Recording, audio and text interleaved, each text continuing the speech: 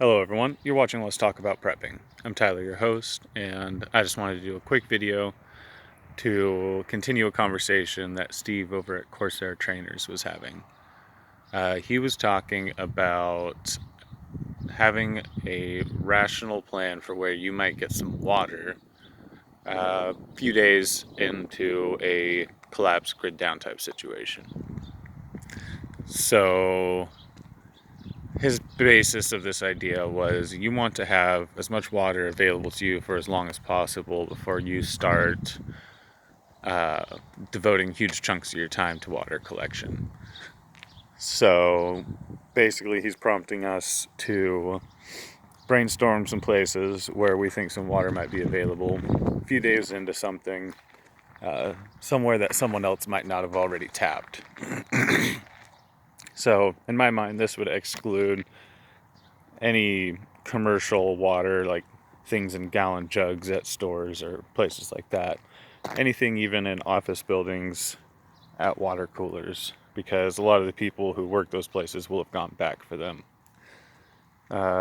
So one of the things that I came up with was pet stores.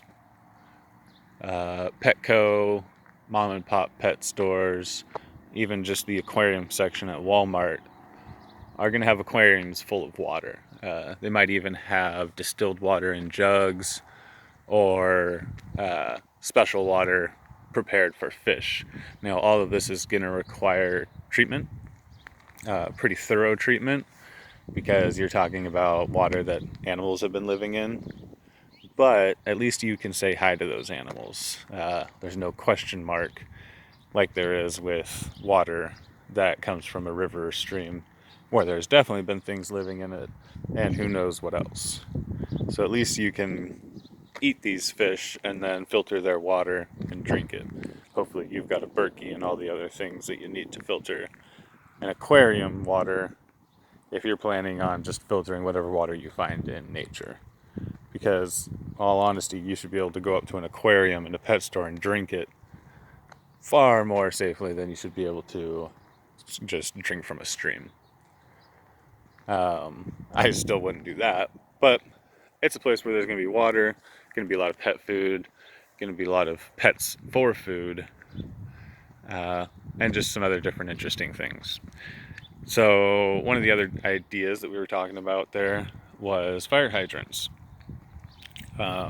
You're not going to be able to tap these for pressured water, but it's one of the biggest mains that you're going to find where you can drop a siphon hose down and get some of the water that's going to be sitting in the bottom of the pipes. Just because the running water doesn't work anymore, it doesn't mean that there are not gigantic water mains sitting down there with puddles of water in them.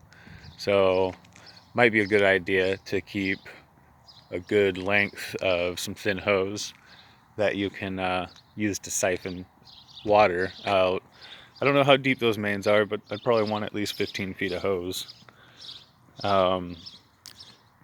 Most houses have irrigation systems, or most houses that have irrigation systems, those will have water sitting in them for at least a few days, depending on how cracked the pipes are underneath.